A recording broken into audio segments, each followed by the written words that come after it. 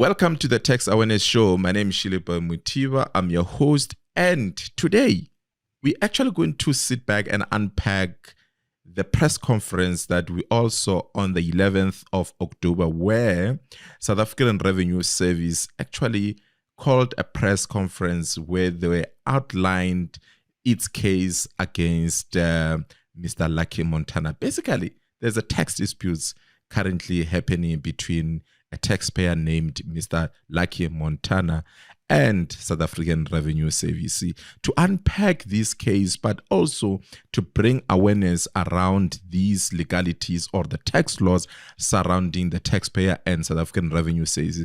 I'm joined by Ayanda and Theo in the studio, virtually so, but we're going to unpack and really just try to bring awareness to you as the taxpayer, what to do and what not to do when you've got tax disputes against SARS. Gentlemen, welcome, and I hope everyone is doing well this afternoon.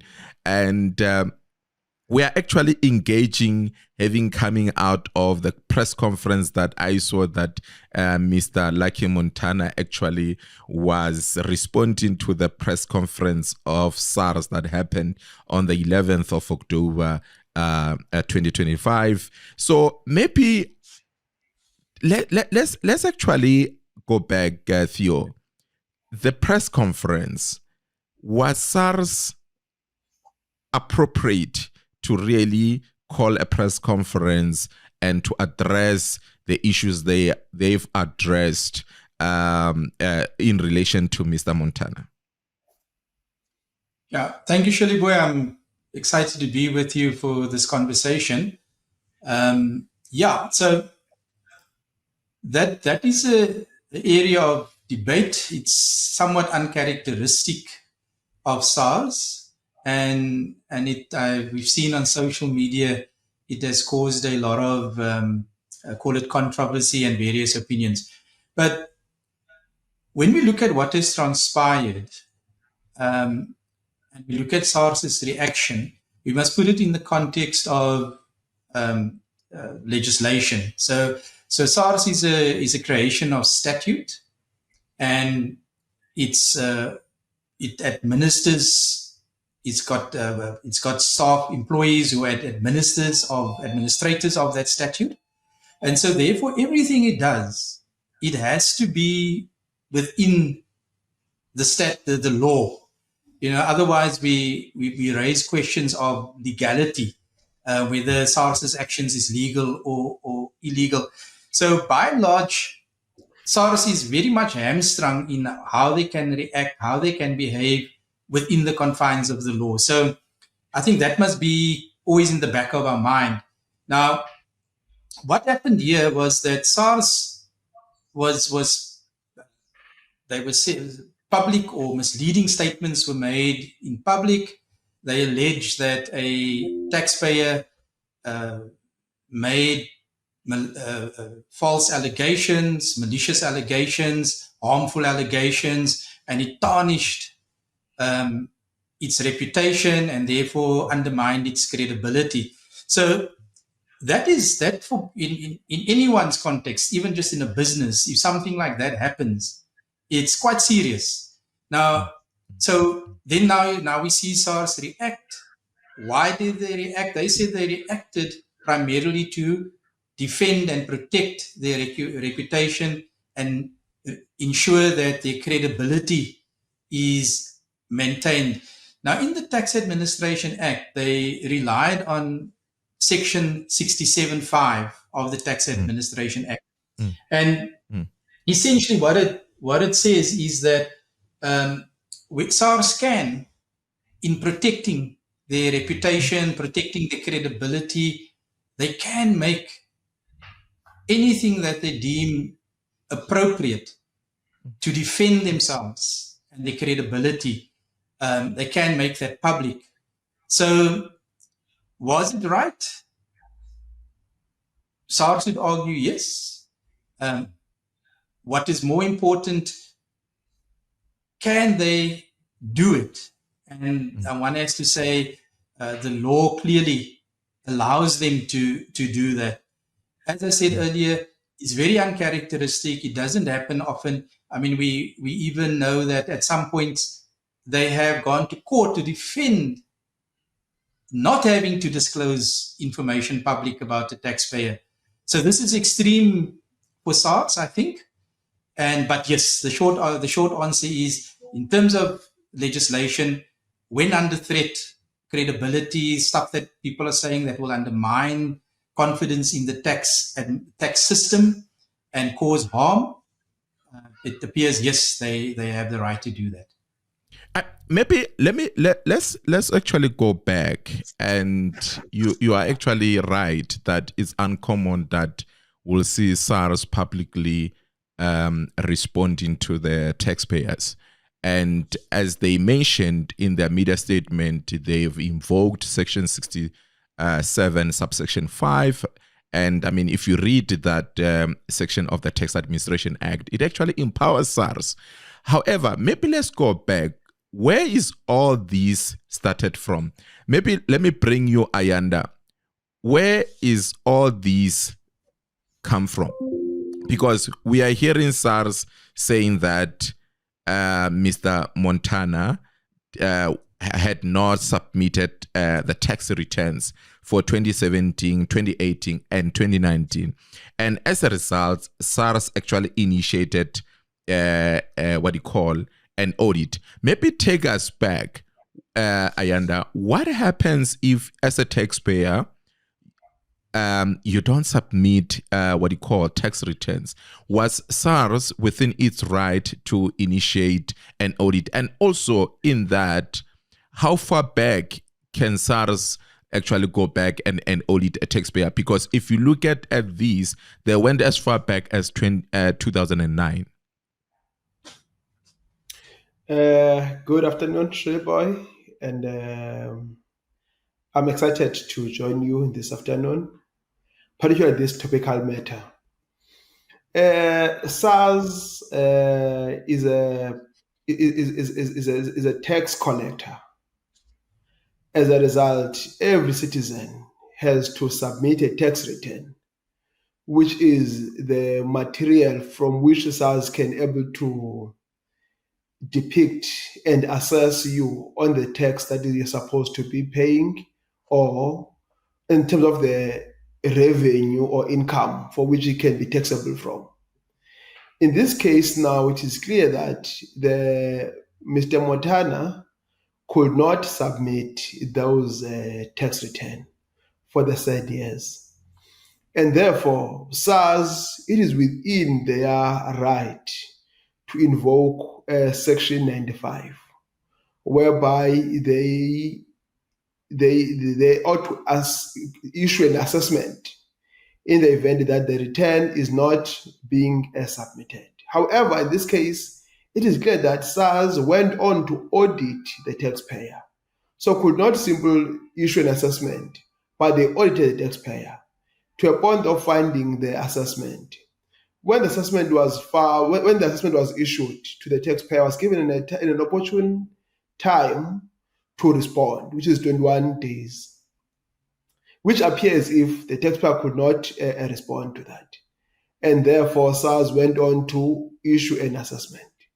Now, SARS is within its right to issue an assessment when there was an audit, and when there was you could not submit a return, and there was a material for which they feel was supposed to have declared. SARS is within its right to issue the assessment. However, the question is, how long can that be? Ordinarily, after 5 years with the VAT, 3 years with the income tax, then that time usually prescribes. However, in this case now, because of there were some materials that could not be declared by the taxpayer, which SARS has found that was actually an income or a gross income for the income tax purposes, and therefore SARS can go back and reopen the closed periods, whereby can still assess that period and issue an assessment. So, in short, I believe SARS is within the correct side of the law to reopening the closed tax periods in order to assess the income that was not declared when it was supposed to be declared. Okay. So Theo, let me bring you here. Ayanda is saying SARS is within its right. Do you agree to that? Maybe before also that, let's actually unpack on how SARS went about opening that audit. What are the typical steps that when SARS is conducting an audit, it's supposed to follow? Because they are in their media statement, they're indicating that they actually notified Mr. Montana. Maybe take us through, before SARS actually can conduct an audit on a taxpayer, what should SARS be doing? And then what should a taxpayer actually should be doing upon such communication from SARS? Shillyboy, I think it's very important for us to step back as you're wanting us to do, and then step back in to the specifics of Mr. Montana. So just in general, when a taxpayer is required to file a tax return and they don't, then until you actually file that tax return, that doesn't prescribe, it doesn't, it remains your obligation. So when we look at the tax returns, it said here from 2009 to 2019. Correct. So when we look at the tax years, we'd say, well, 2009, 2017, they're old. But what we as taxpayers have to remember is if we don't file the return, that return is always outstanding. It's a legal obligation. So it depends. So they said there that he failed to file income tax return. So from 2017, 2018, and 2019. And it would appear then that in other years he did file tax returns. Now, what the process is that when we make a submission to SARS, when we file a tax return, as Ayanda mentioned, SARS then has 21 days to verify it. So there's 21 days in which SARS can verify it. So there's two processes. There is what we call a verification. That is a check on the accuracy of the data that is submitted.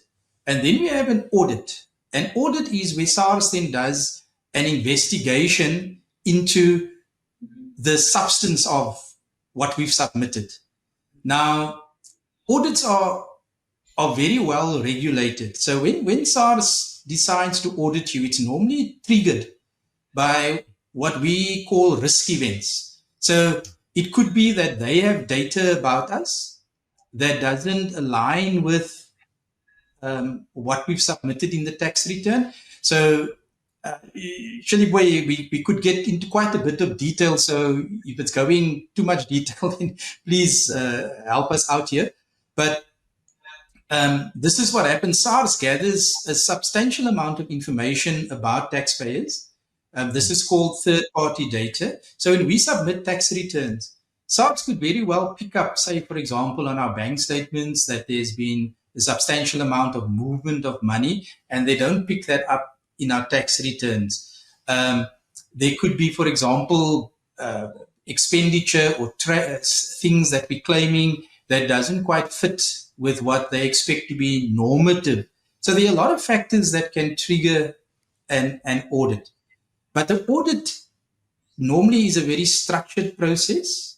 It has a time period of 90 days to be completed, although 90 days sort of with expected, but it can also take longer depending on the complexity of the matter. And so when we look at what appears to have been happening here, it means that something in the way the relationship, the way the matter was being conducted, the information that was given or not given, something caused SARS to want to delve deeper and do an audit. So from that perspective, again, that is SARS's prerogative.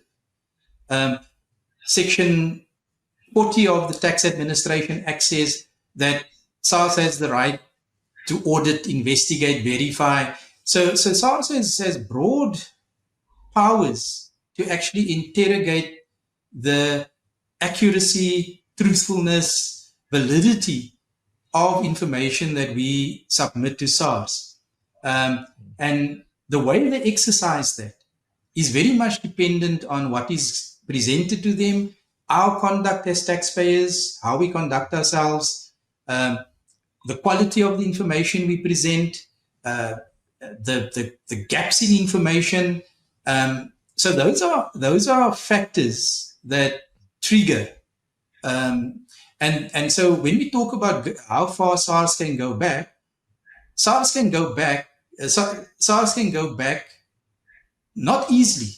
If tax returns have been filed and years have been finalized, then there must be what we say material misrepresentation. So you must have misrepresented the facts. SARS must have detected that there was fraud. You lied about the information, or you misrepresented the information.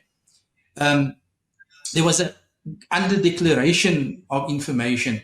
So again, while we on the one hand say SARS has got wide-ranging powers, and we accept and understand rightfully so, on the other hand, the same Tax Administration Act, it manages that powers and says you have all these powers, but you can exercise this under these narrow circumstances.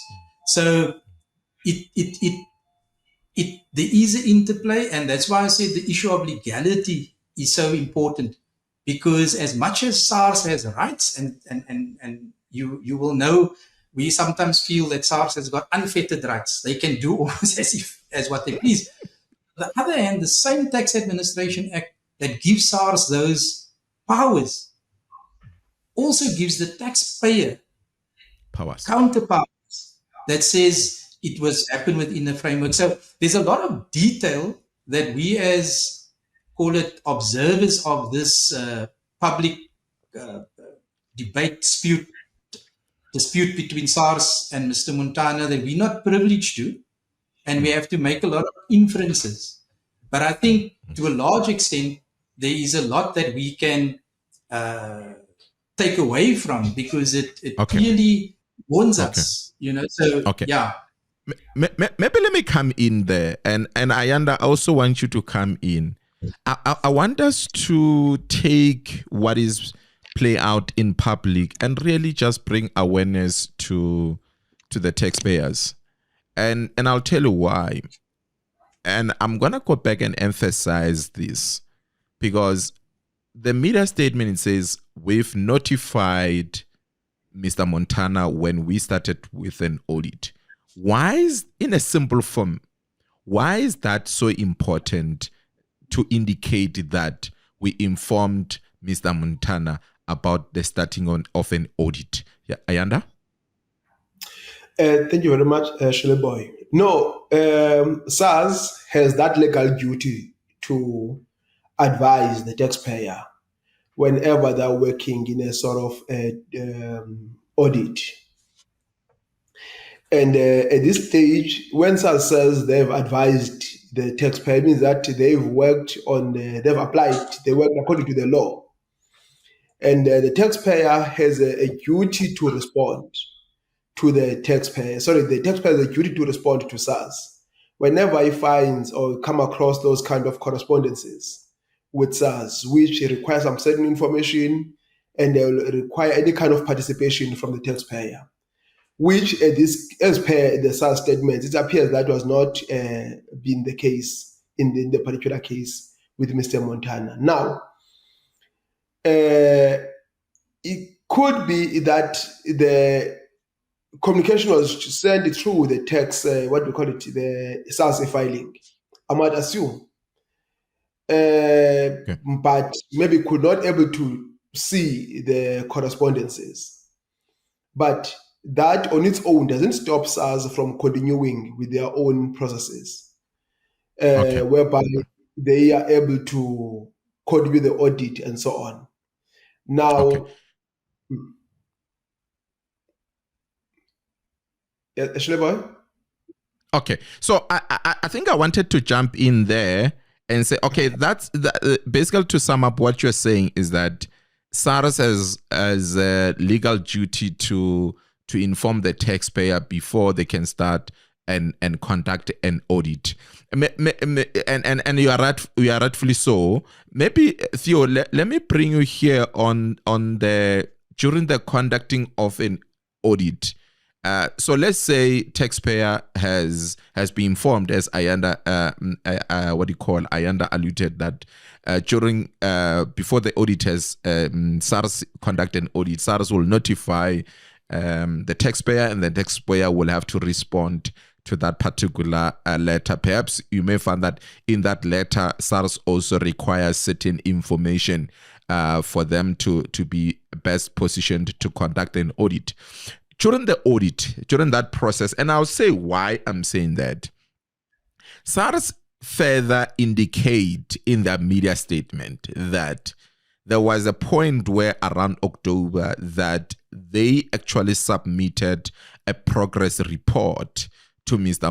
Montana during that discussions before they finalized their audit. And I think that's very important, because what they did, they issued letter of findings to Mr. Montana, and then they engaged with Mr. Montana, and then they also kept Mr. Montana updated on the progress. It's very important. Without really dwelling into the details of Mr. Montana, I'm just using that as the media statement, but because we don't have much of the details.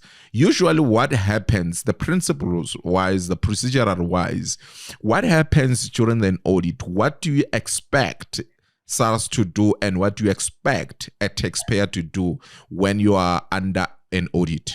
Theo? So the Montana case and the fact that it's made so public is an opportunity for us to really get some insight into what is happening behind the scenes. It's almost lifting the veil. So from that, in that respect, so SARS correctly notifies, and then through the process, SARS has to provide reports, feedback. They have to engage the taxpayer, and typically it means that SARS, what that requires at the minimum, it requires that there's a 90-day period. In that period, you update the taxpayer. You tell him this is how far we are. These are our issues, and then there's other where you request information and you provide that information, and you interrogate that information. So that is critical. And it appears from what SARS is saying, they have done that. Now, what actually happens there is, besides giving you an update, the auditors typically will engage you about information that they need clarification for, or they will request additional information from the taxpayer. Now, how we react to that is quite important. If we dismiss it, then obviously we don't fulfill our obligation in order to give SARS the information they need to properly assess our tax position and determine our tax liability. Now, when we are dismissive, when we go into an audit process and we are dismissive, we don't. So normally in the correspondence, they will tell us we need this and that, and we need it by a certain number of time. So maybe you'll get a 5-day request, and then what do you do as the taxpayer? You look at what they want and you say, no, I need more time, and then you engage the auditor and you say 5 days is not good enough. I need X number of days, and then you agree to that. So all of those things are factors that can affect how long that audit takes place. But so the principle is here. Yes, SARS must inform you. SARS must communicate with you. SARS must ask you for information. But you as the taxpayer, you can also engage SARS and say, given what you're wanting from me, I cannot meet your requirements within this time. Please extend it. Now, when we look at everything that SARS is alleging, and I say alleging because it's their version and we accept it as fact, it hasn't been proven this way or that way. But whatever they're claiming, they appear to say, we did all of these things. We notified the taxpayer, we gave him a report. Now, when they've satisfied themselves based on the back and to and flow of information, now they make their findings. SARS then has to formally issue you as the taxpayer a letter of findings. A letter of findings can be understood to be where SARS says, we have evaluated this deduction, and we have, based on this, the application of this section of the income tax or that section of the income tax, we have determined that this is not deductible, and therefore we're disallowing it for this and this and this reason. Or we've looked at your income. We have identified that there are these sources of income that you didn't declare, therefore we're increasing your income. Then SARS gives you a certain number of days, normally 21 days, to respond to that letter of findings. So even at that stage, once they've made their findings, you as the taxpayer, through your tax practitioner, in most cases, we always suggest that you do look at using a tax practitioner because these things are quite technical. You then have an opportunity to challenge and say, I disagree with you for this and this and this reason. The auditors must consider that.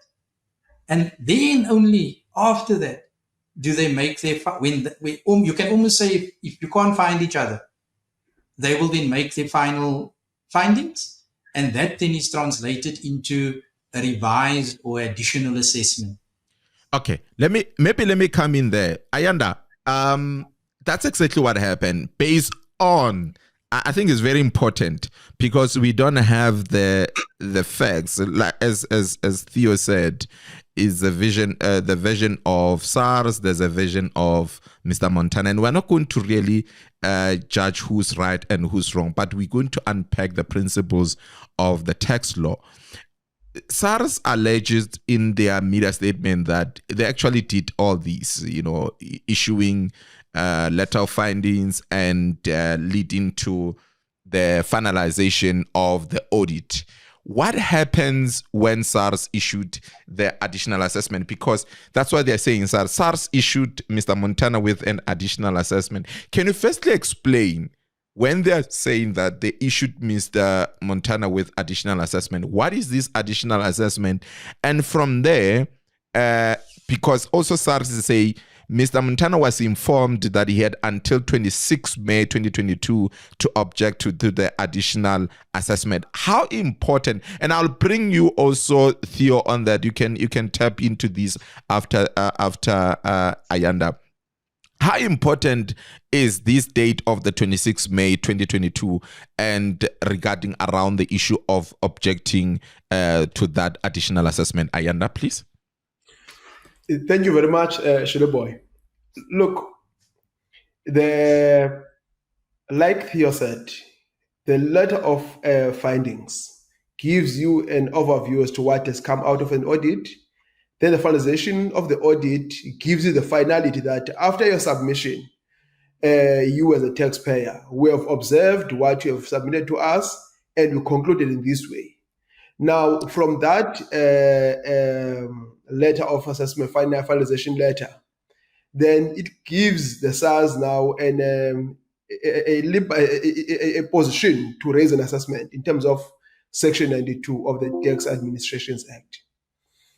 Section 92 talks to the additional assessment.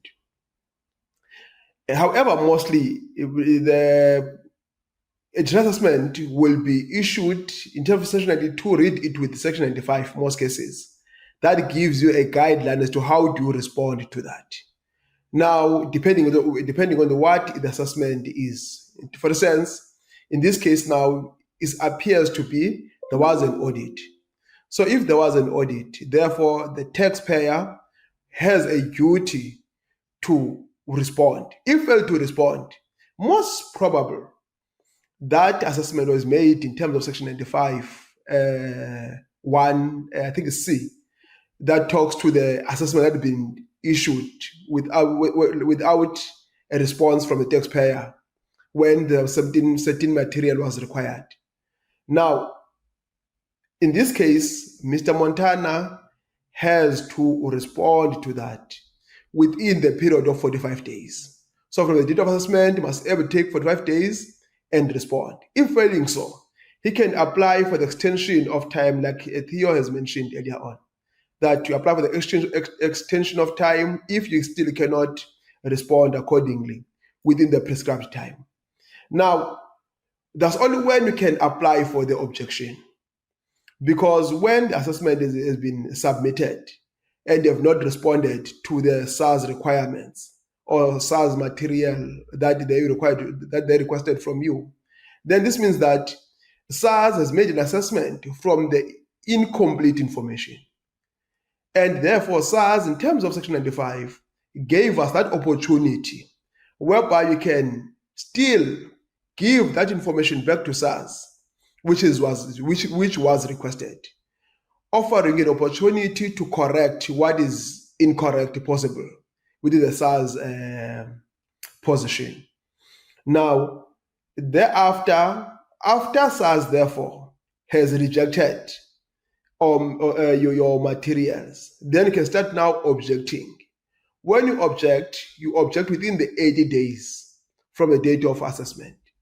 So which is the time for which we can able to dispute. But you cannot dispute if you have not yet responded to the SARS requirements. I'm not sure if I've covered you. No. You've pretty much covered all these. Maybe let me bring Theo also on the very same issue. Maybe emphasize on the latter part where we're saying Mr. Montana was informed that he had until 26 May 2022 to object to the additional assessment. How important is that particular date? And I think that's what Ayanda just alluded around. Be mindful of the deadlines, the 80 days rules to submit the objection and things like that. But I just want you to educate the taxpayers that once a taxpayer has been issued with assessment, how important it is to observe the dates because of the timelines that are involved when it comes to the Tax Administration Act. All right. So what I understand is quite important because there's the Section 95 element of it, and then there is the normal assessment process where SARS raises an original assessment. So now we're talking about the objection phase. Now, Shillyboy, technical compliance with SARS's objection and timelines is non-negotiable. We cannot play with not complying technically with SARS's timeline. So when SARS issues an assessment, you have now 80 days. So let's assume, whatever that date is. So that date will be a date. So let's say it was for Mr. Montana, it was the 26th of May. He must have submitted his objection by that date. So when a taxpayer is assessed, in the letter of in the assessment, when you get down, you see a lot of words in the body of the assessment. It will tell you have 80 days, 80 business days. And then it means that by that date is the window period within which you can object. Now, when you don't meet that date, it has got consequences. You then, if you now want to come on day 81, you then need give SARS reasons why you are late.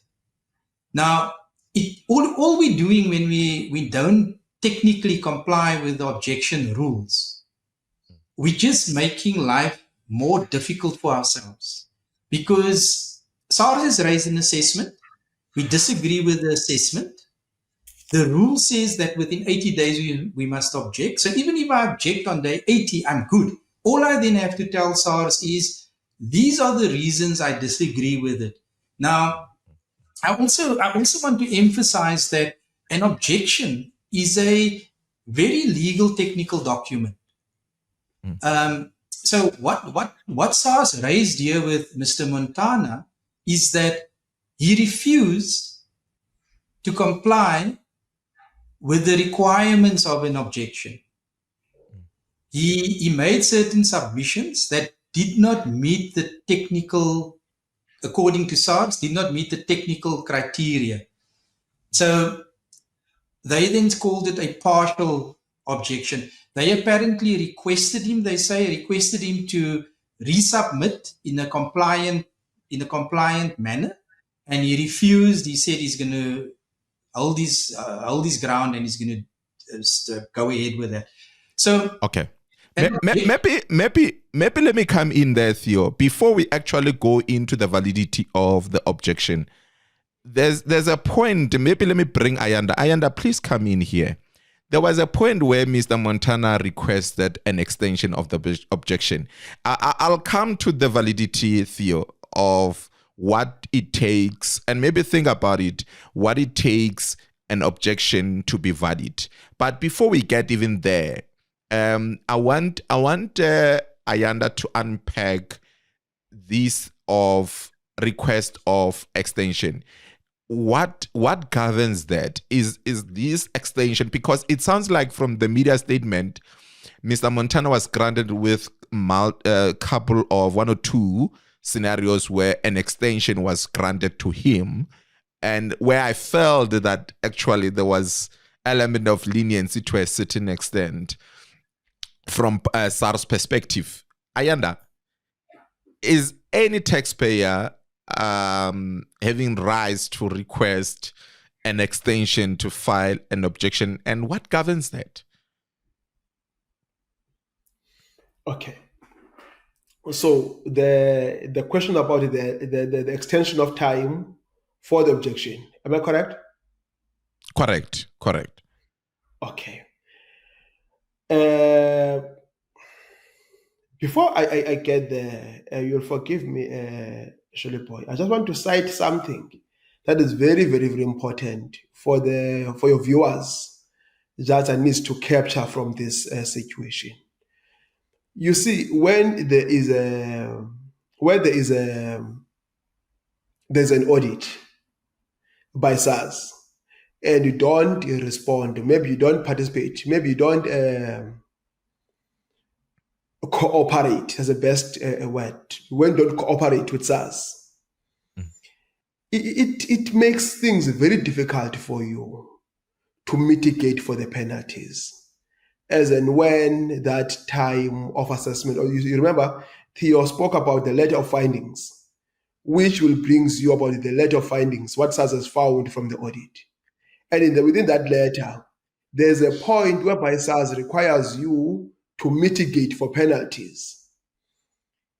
And therefore, in that letter, if you are not cooperating and you put SARS in a very awkward position, because SARS won't know as to whether was your failure to declare the particular information mistake, intentional, or what. So up until you are able to cooperate with SARS, therefore you're able to assess SARS to arrive at a better conclusion there. So I wanted to cite that area. Then let's come to the issue of the extension of time when it comes to objection. That is within the right of the taxpayer to ask for the extension of time. Should he or she or the taxpayer believes that cannot respond to SARS requirements. Remember, maybe by virtue of the assessment is made, before you respond. It could be the reason is there's some other materials that it SARS requires from you cannot be obtained easily, because as we have noted here that this audit went over the prescription period in order for SARS to tax a particular income which was not declared. Now, if the taxpayer feels cannot produce this material within the opportunity given by SARS, which is within that 80 days, he cannot object or cannot give that material to SARS within that 40 days by Section 95, then this means he can able to require, maybe ask for the extension of time in terms of Section 104. But depending as to which direction you are taking, whether asking for the reduced assessment in terms of Section 95, or you are going through the extension of through the objection in terms of Section 104. So you have a different timelines that are being provided for, but you can able to ask for the extension of time for you to submit your objection, which is also is limited to a number of days, for which is held to, I think it's 45 days that you have to submit your materials. Therefore, if you fail to, then they cannot able to again extend it for you unless you submit exceptional circumstances for the delay. Okay. Maybe Theo. Sorry, Theo, come. Yeah, I just wanted to just comment on that in terms of how it plays itself out in practice, because typically the tax practitioner, the taxpayer, would encounter the technicalities in a certain way, which is sort of custom and practice at the moment. So when we have to object, we have 80 days. Then, if we are late, we need an extension. Now we're late. Then we will file what we refer to as condonation. We have to then, we're late. SARS doesn't extend it. So during this period, SARS doesn't necessarily extend it and say, okay, the 80 days is now 100 days. Under normal circumstances, right? The taxpayer will then be late.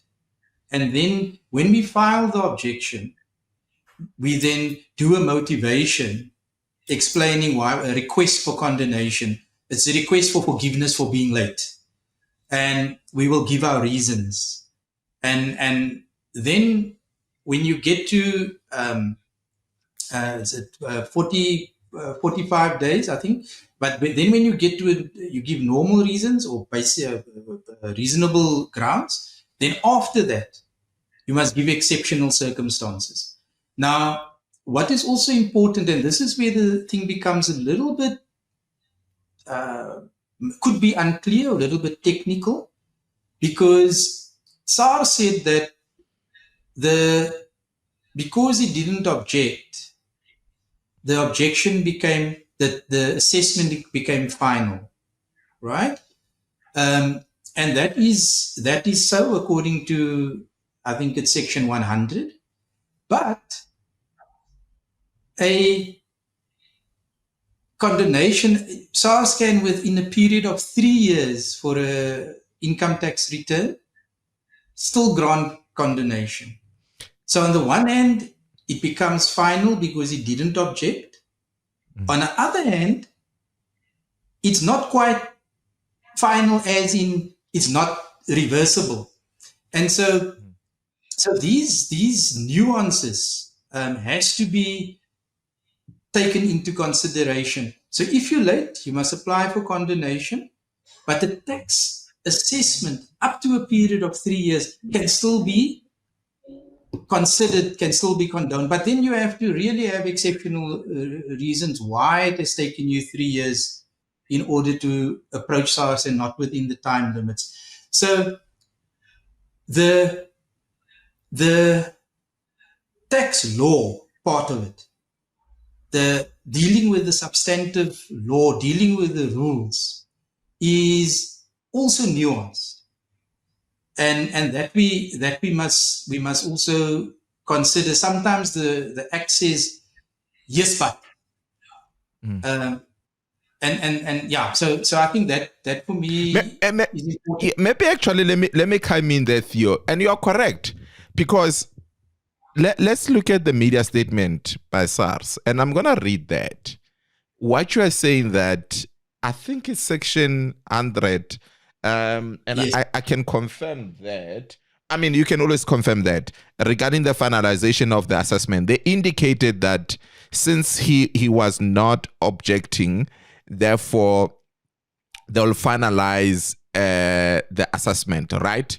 However, if you look at, or to support what you're saying, that it can be finalized, but they can still grant condonation, even within 3 years upon the finalization of the assessment. Because look at here, they say on the 30th November 2022, SARS attorneys issued a letter informing Mr. Montana that his purported objection was invalid and was therefore not accepted. Mr. Montana was granted until 31st January 2023 to submit a valid objection. Can you see that they actually granted him an objection? They granted him an extension, even though earlier on they had indicated that they finalized the assessment.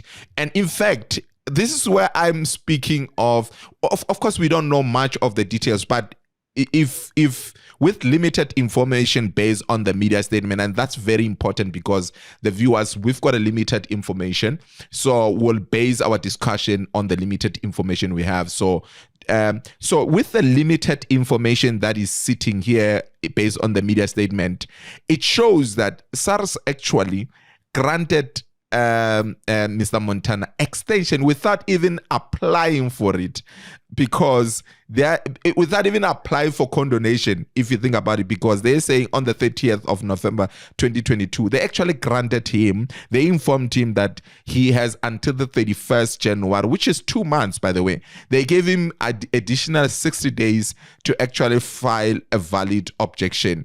And that's exactly what you are raising, Theo, that they can, SARS, upon you submit, even though the assessment are finalized, they can grant you a condonation, meaning that they can condone you and allow you to file an objection. What's your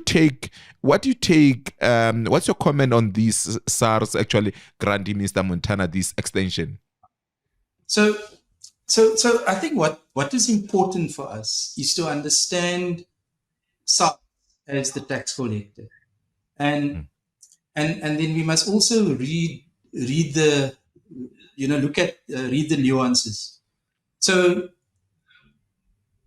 the tax collector is compelled or required to act in a fair and reasonable and in a legal manner. Now, it also requires, we will also use the principle of not equality, equity. They must be equitable. So what does that mean? That it means that for the three of us here, our circumstances in relation to SARS might be such that it requires SARS to almost act differently towards each one of us, right? Correct. And so on the one hand, it's easy to blame SARS, or to almost put SARS in a position where they appear to be draconian, heavy-handed, and so on. But then when one hears this, as you correctly say, there appears to be an effort from SARS to be reasonable towards the taxpayer. It granted extensions. It almost appears, the way it's been phrased, as you correctly say, it almost did this by informal agreement, not through the formal process. So when one reads that, for what it says, then you have to almost conclude that SARS did try and meet the taxpayer some halfway within its ambit. And why is that important? Because in section 104, subsection 5, it says there that the period for objection must not be extended under section 4 for more than 3 years. So yes, 80 days, but you also have that 3-year period. And it appears that within that framework, SARS did respond, did try and accommodate, did provide extensions. But that's where the equitable side of it comes in. We cannot use the way SARS conducted with Mr. Montana as the standard, because my circumstances, your circumstances, Ayanda's circumstances, and the other taxpayers might be so different that SARS might not do the same. And that's why we must, the role of the tax practitioner in the relationship is so critical, because we are somewhat, we somewhat work within the framework of the rules and of the law. So whatever negotiated concessions is made with, it's made within what is legally permissible, and that is negotiable, and that will vary from person to person. So I think it's a very important point that you raised there, that it does appear that SARS had, in their mind, made some concessions, made some effort, did try and meet the taxpayer. And then at some point they drew a line in the sand. Maybe Ayanda, let me bring you here. Earlier on, we spoke about the objection, and it's very important. And why I'm saying that is that in the media statement, SARS is actually indicating that the objection that was filed was partially acceptable, and even to a certain extent further down the lines, there was invalid objection being filed by the taxpayer in question, Mr. Montana. So that tells you that there are certain requirements that taxpayers, such as Mr. Montana, needs to be mindful of and comply with such particular requirements to make sure that they validate their objection. And you and I, as tax advisors, including Theo in this context, we know that you need to comply with Rule 7 and Section 104 and things like that. Maybe for someone who's not aware, what do you think at the bare minimum are the requirements to actually have a valid objection? Particularly that Mr. Montana in question has been considered to have submitted invalid objections. Let me take a step back.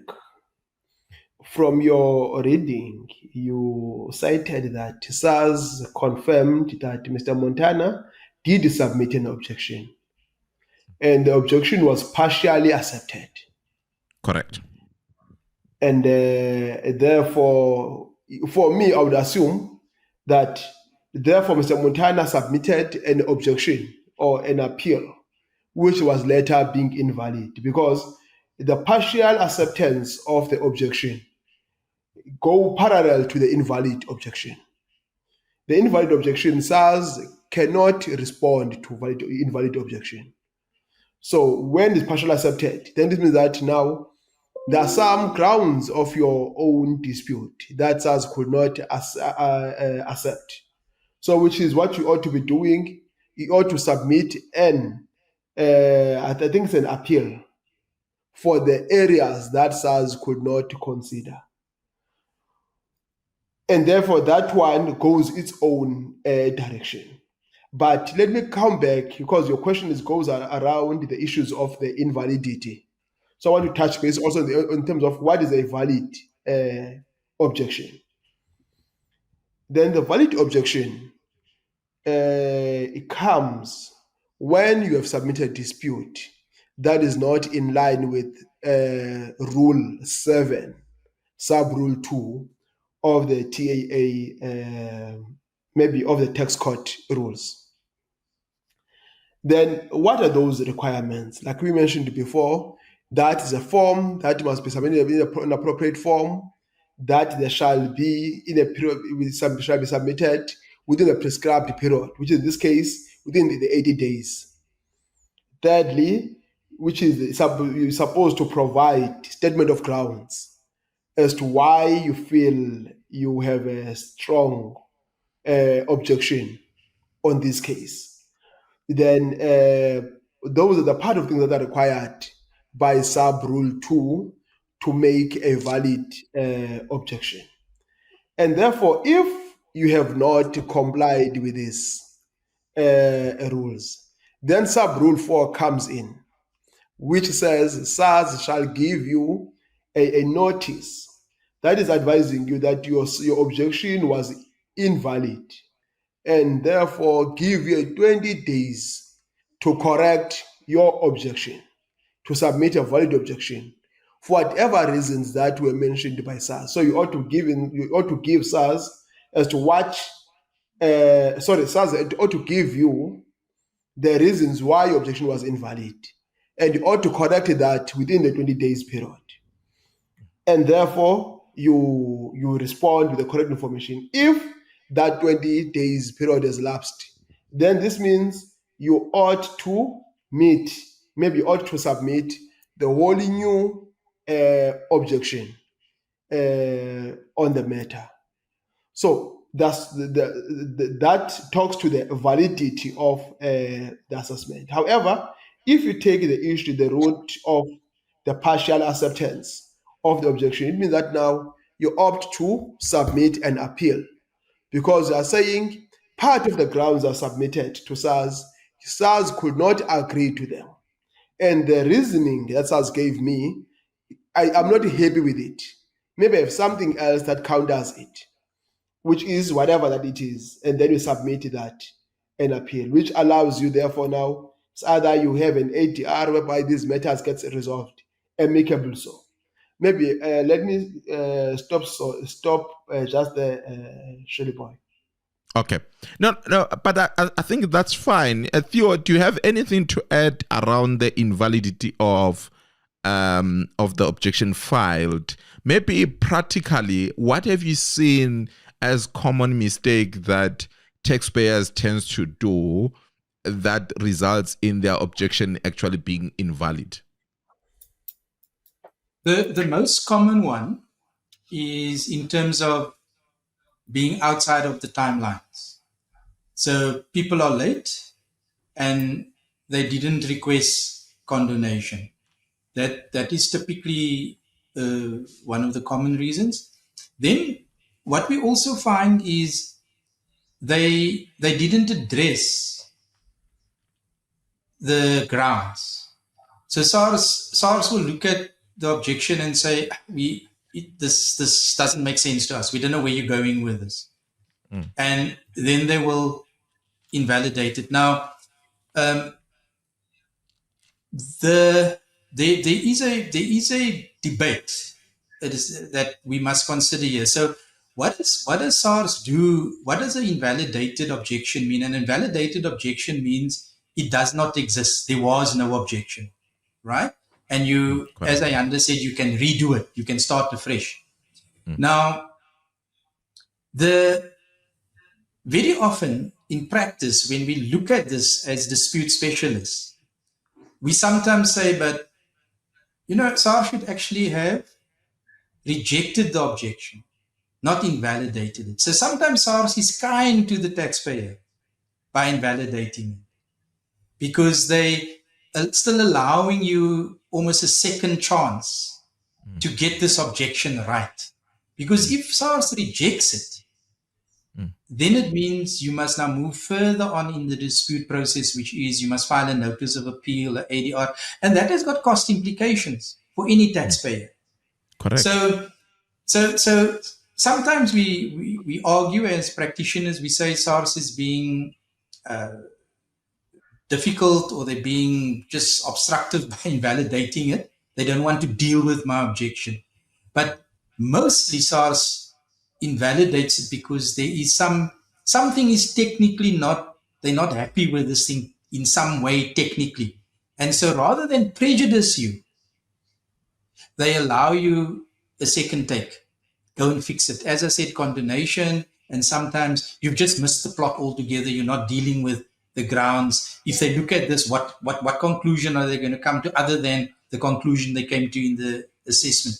So things are not always as they appear, Shillyboy. Yes, the tax authority, SARS, is quite a tough character to deal with. But it's not all, it's not always as it appears that they're actually just being dismissive, heavy-handed. It's not always like that.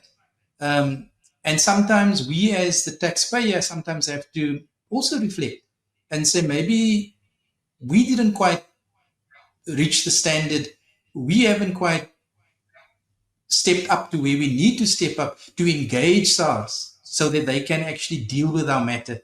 And, that's why there are tax practitioners. That's why the tax profession exists, is to make sure that you dot the I's and cross the T's so that there's form and there's merit.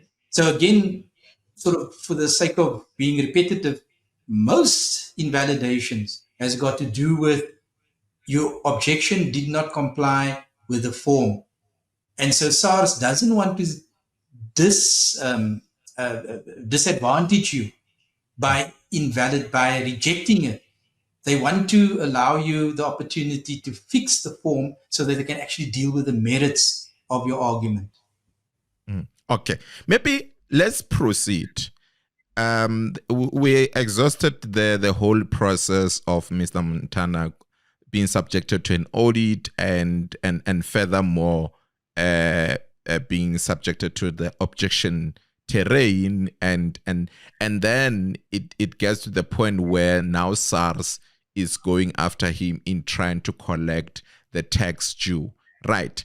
Now, SARS proceeded to get what you call default judgment against him.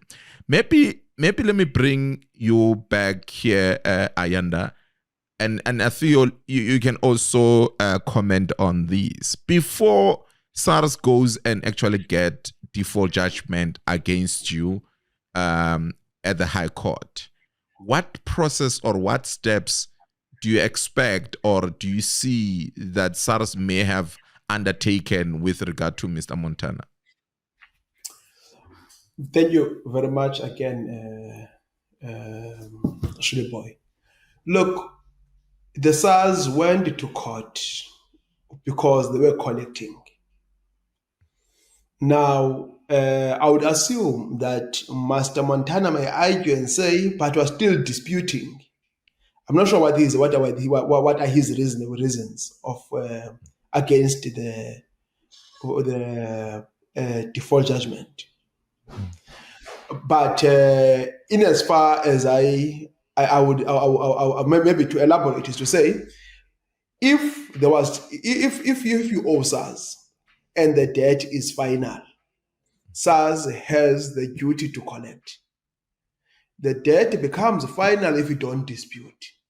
If SARS has raised an assessment and you don't dispute to it, then becomes final. Then, as the debt becomes final, there's no other way is the other to respond to SARS and give actionable steps to resolve the matter of collection, so which is deferral, compromise, and so on. But in this case now, I'm sure SARS went to the High Court to get the default judgment because of they felt they are collecting the money. And I think SARS that within there, I think Section 972 of the TAA, or the Tax Administrations Act, that they've exercised, which allows them to do so. So yeah, I'm not sure if I've covered all your. Okay, maybe let me also bring Theo. Theo, to the same question that I asked Ayanda. Perhaps there are certain gaps that you want to jump in on. Yes. So obviously, this particular public hearing it's erring in its most extreme. It's because of the worst that's happened. So from my experience, SARS proceeding to take civil judgment, that normally happens when SARS has actually reached the end of the road with the taxpayer. So it's not SARS's default reaction. And one has to be fair to SARS. So again, it's a very unique circumstance, Mr. Mutana's case, and there's circumstances that's unique there. But let's talk to the run-of-the-mill, the average taxpayer.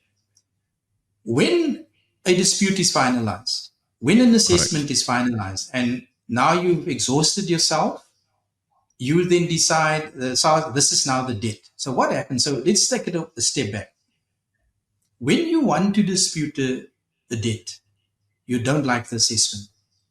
Section 164 allows you the right to request a suspension of payment.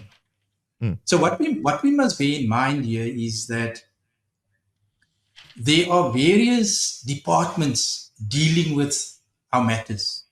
There are auditors, then there's debt management. Correct. And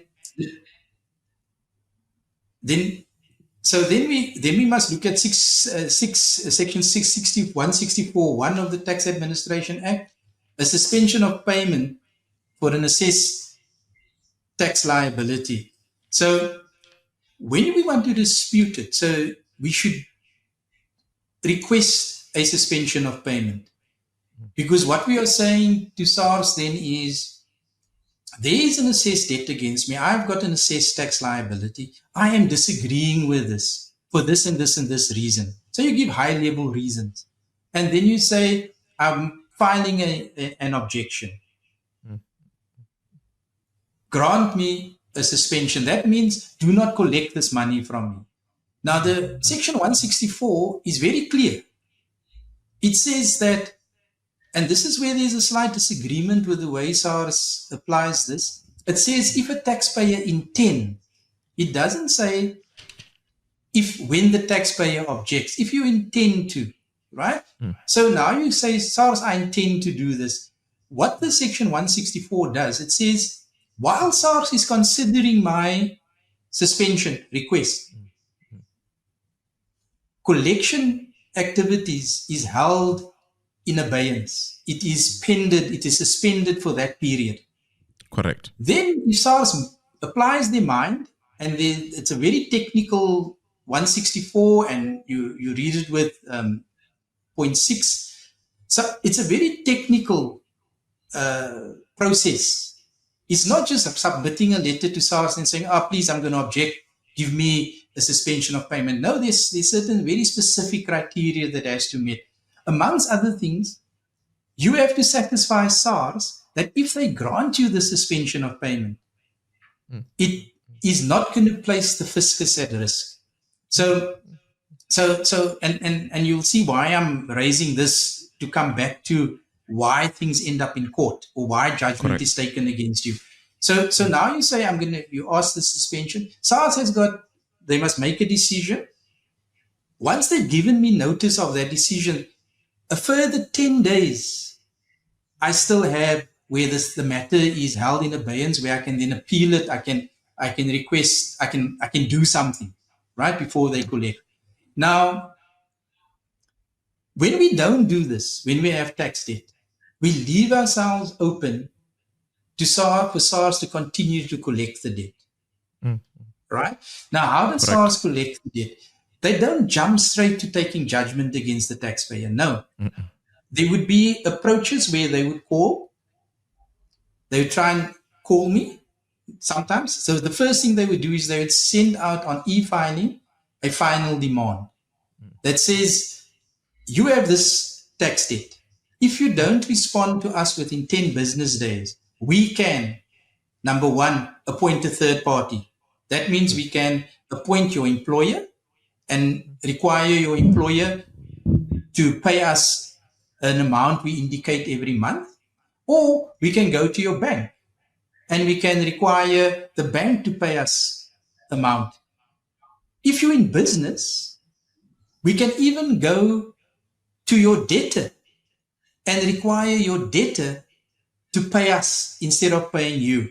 So a third-party attachment, a third-party appointment is a very extreme action. So again, SARS normally defaults to those actions when they've tried to reach out to us and the taxpayer has not responded, and they've determined that the taxpayer is unresponsive, they're not willing to cooperate with regards to the debt.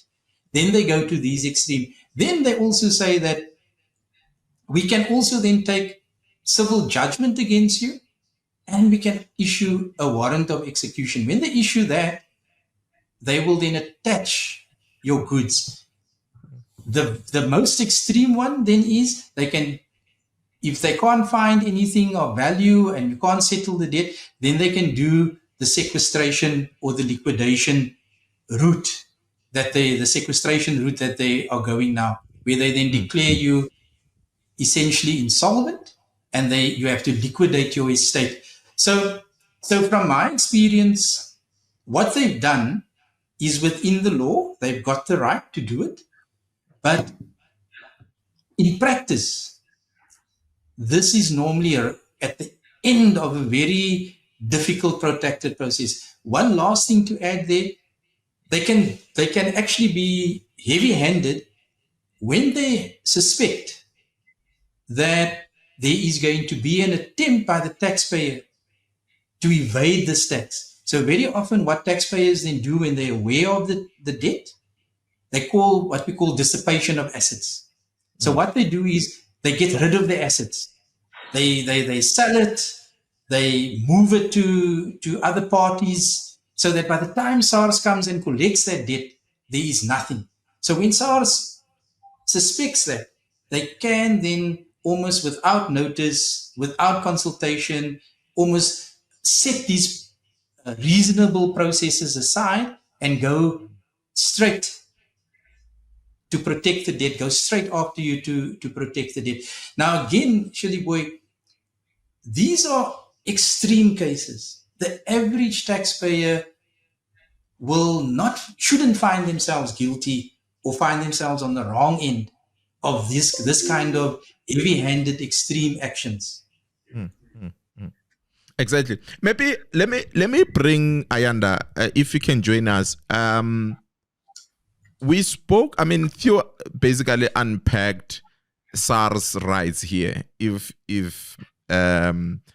is anything to say.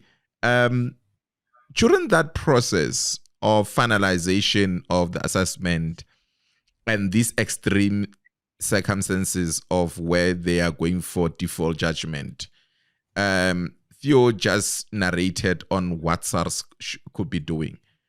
During that part, what does the taxpayer, what rights does the taxpayer have during that period? So, meaning from the assessment, from the letter, from the finalization letter. Yes, from the moment where we can say there's a finalization and there's no dispute and the debt has been finalized, meaning that the debt is due and there's no suspension of payment. And this part where now SARS is going to High Court to apply for default. There's that room there where even Theo is saying the taxpayer shouldn't even be going beyond that, because it's an extreme case where now you're going to be sequestrated by SARS. So my question then is, during that part, Theo basically analyzed the SARS rights and the SARS room. So in terms of a taxpayer during that, what should a taxpayer be doing? Thank you. The moment the debt the moment the assessment, let me take it from there. The moment the assessment becomes final, the taxpayer has to pay the debt. It is not always practical that the taxpayer will pay the debt in total. Then the taxpayer might consider the deferred arrangement, which is allows SARS to pay an installment towards finishing the debt. That one's a one which is the most basic available remedy that is there for a taxpayer whenever he's dealing with that kind of a situation. Then if the taxpayer can't do that, or maybe has a lump sum of amount, the taxpayer can also go for the compromise. What is compromise? Compromise is an arrangement whereby a taxpayer proposes a portion of the debt to pay the portion of the debt in full settlement of the debt. Now, in this case, if the debt, is 12 million, taxpayer pays, say, 5 million, and he settles the debt. That's an agreement between the two. So that becomes valid if both parties have complied with those kind of requirements. So which is, if the taxpayer paid the debt according to the terms of that compromised arrangement, then becomes valid and becomes one of the good relief that taxpayer can get. However, the taxpayer has a prerogative over this matter. Whenever you apply for the compromise, SARS is a prerogative. Even though there are some case laws that suggest the enforcement of the principles around the compromise, but SARS can say no, increase your offer. SARS can say yes, I'm happy. So you cannot really take SARS to court because SARS didn't allow whatever of your proposal. The will propose and SARS will have to agree or disagree. So that's one of the important factors that we need to take into account there. In this case, if you look at the offer by Montana vis-a-vis the account that is owing, is quite a huge difference. But one actually says makes less than even 10% of the total debt. Then in such a case, SARS will have to analyze the financial position of the taxpayer to say, look, based on what you've provided us, you don't have, say, assets that can cover this debt. You don't have any sort of resource that can cover the debt. So we agree or we disagree. So Mr. Montana must be awake to that reality and be ready to deal with that reality. Because SARS of the view that the money that you failed to declare to me, you acquired a particular assets. Where are those assets? If SARS can pinpoint the assets that you have acquired, then it means that you need to dispose of those assets and give me my money back. So that is the technicalities around it. Okay. Maybe Theo, let me also bring you here. Ayanda is mentioning the issue of compromise, and it reminds me that SARS actually from the 1st of October, it's running a program of debt relief of some sort where taxpayers can actually approach SARS, I think until end of December. But it's encouraged that they approach SARS via tax practitioners like myself and you and Ayanda here. Maybe let's unpack this compromise in a more detail, especially particularly in reference to this program, that relief program, that initiative that SARS is actually undertaking. How important and what circumstances will justify or will position a taxpayer to qualify for that compromise? Shillyboy, so in the main, compromises are there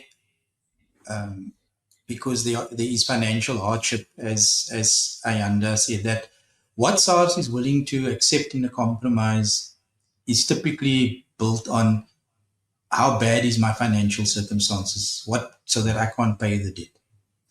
Now, that is typically the way compromises have been used, and when we do compromise applications, historically, it was very much focused on trying to satisfy SARS that my client does not have they don't have the ability to pay. They don't have the assets to liquidate. They don't have the cash flow.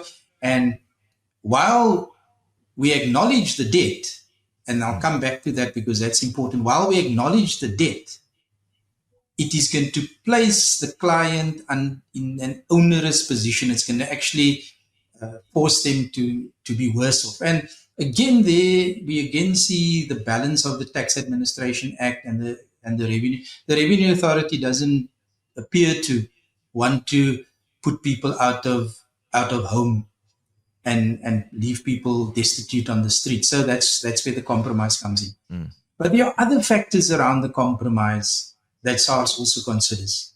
So SARS is looking at what is the most cost-effective way to recover this debt, to get the tax paid. So this special project it appears to be for older debt, older than 12 months, and it also seems to be linked to this 9 billion old undisputed tax debt that SARS wants to recover in the most cost-effective manner.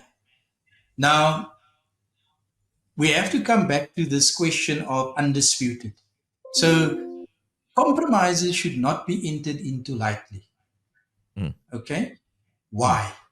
Because as SARS has also said in the Montana case, he has applied for a compromise offering 5 million against a 55 million rand debt.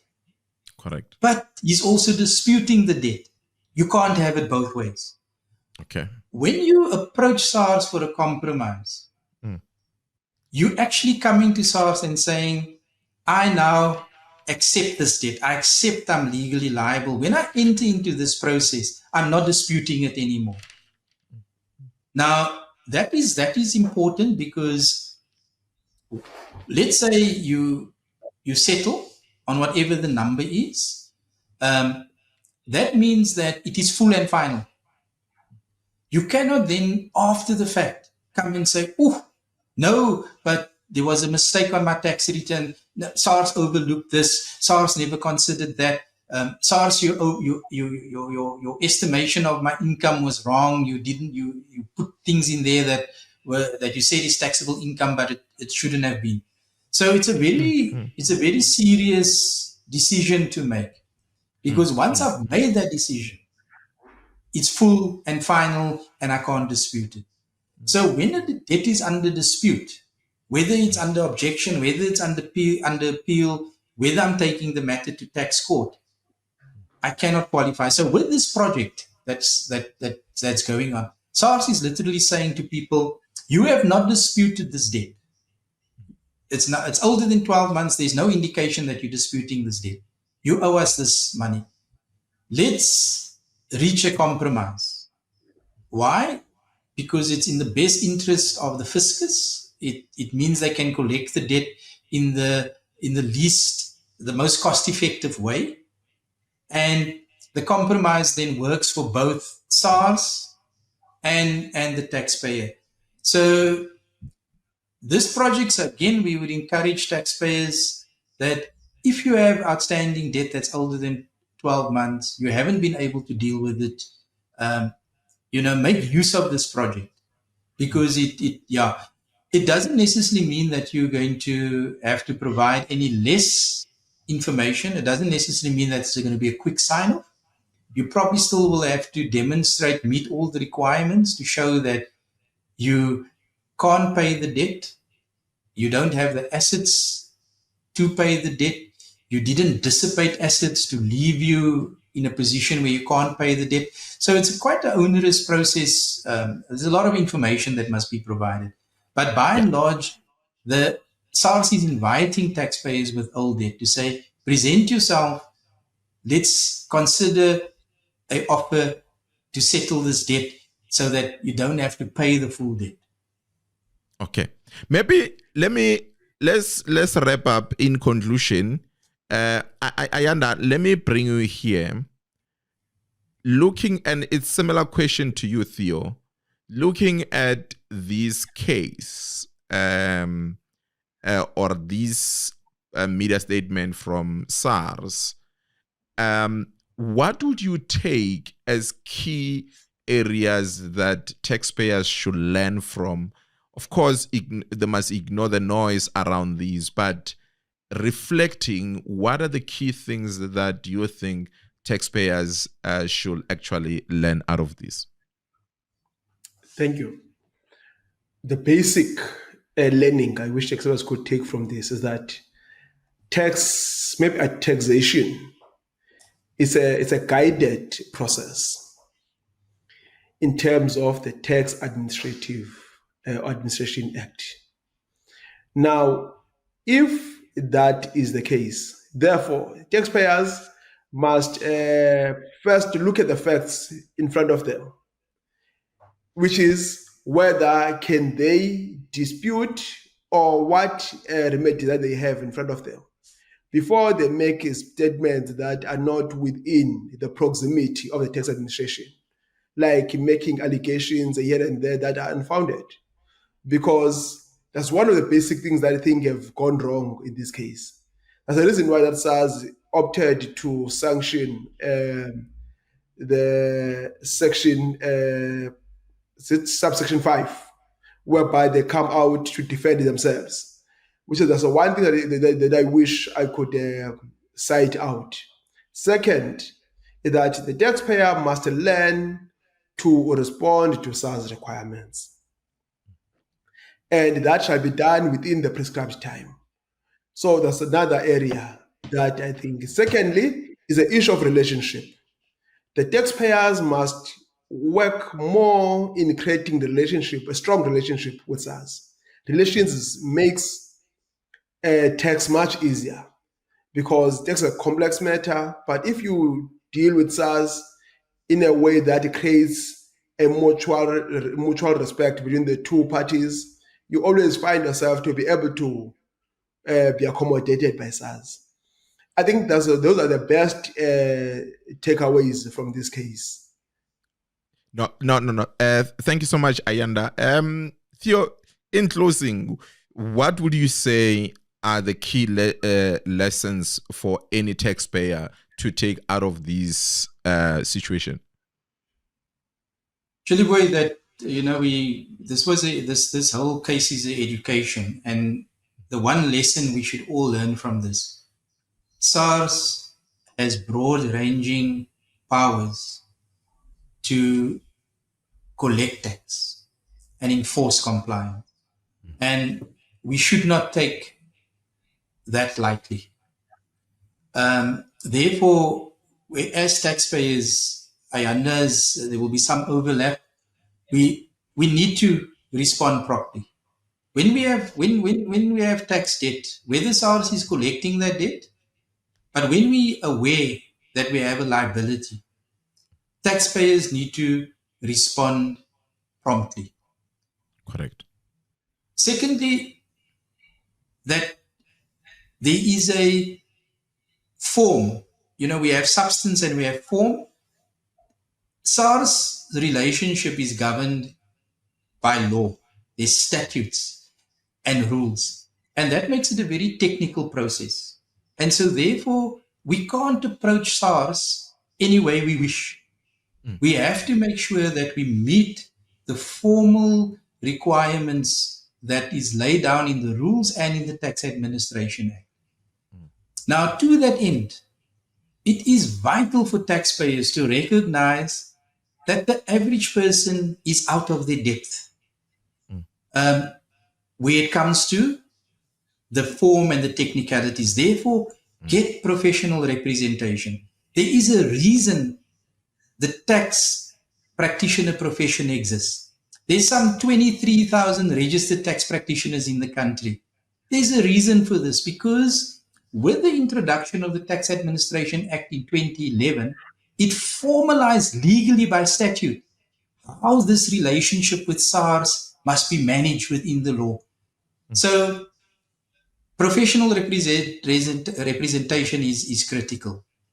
And then we also have to be looking at the timing and how we deal with SARS, so that we meet their deadlines. We work within their frameworks so that we don't inadvertently signal to SARS that we are disinterested, that we are non-cooperative. And then SARS infers from our inaction that we have got some other agenda in not dealing with them, and then they throw the book at us.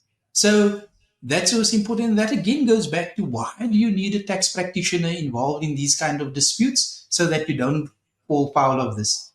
And then I think the most important lesson, show restraint. Don't just jump up in public and start making unfounded allegations, accusing this and that, because SARS can respond and put your tax business out there, and then it can actually create more harm. Because remember, we also have our own reputations to protect. We employ, we run businesses, we have public personas, and that has to be managed, right? So, and I think also, if I can make it as the last thing, if you don't take your debt seriously with SARS and you don't deal with it in a professional manner and in a timely manner, you are exposing your estate, your assets, you are exposing that, because SARS can sequestrate you or liquidate you. And if we do the stuff in a way that is provided for within the confines of the law, you're also protecting your assets when you deal with SARS in a professional and in an appropriate manner, so that you don't have to lose your assets for a tax debt. Okay. Thank you so much, gentlemen, Ayanda and Theo. I just want to close by saying that Mr. Montana is quoted in the media upon his press conference, where he is quoted as saying, "This battle is not ending today. We are at the beginning of this fight." In unquote. That's Mr. Montana being quoted out there. It sounds like this case is gonna pan out and is going to play in a public platforms. So we'll be monitoring these, but we'll be bringing more awareness and really teaching you some of the things from the tax legislation to say what you shouldn't do as a taxpayer and what you should do as a taxpayer to ensure that you are compliant with the governing laws of the country, in particular the Tax Administration Act and any other related tax policies. Let me thank my guests, Ayanda and Theo, for joining me, really unpacking the media statement that involved Mr. Montana around his tax affairs.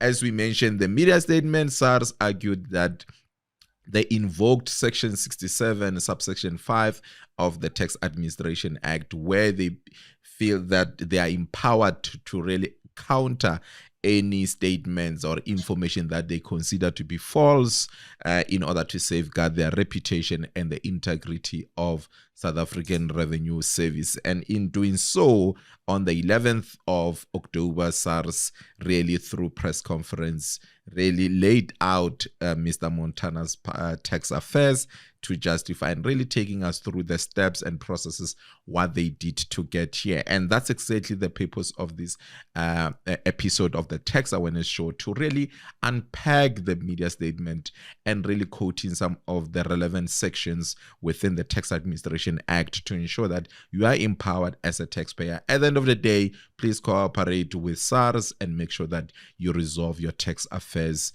amicably, so without really bringing your issues to the public domain. As Theo said, you need to guard your reputation, because we know how important reputation can be in running your business. So thank you so much for watching. Don't forget to subscribe and like and share with your friends. You're more than welcome to reach out to us and WhatsApp 0745896439. But continue to watch our platform. And thank you so much. My name is Shillyboy Mothiba. I'm your host. Good day, good evening, and good morning.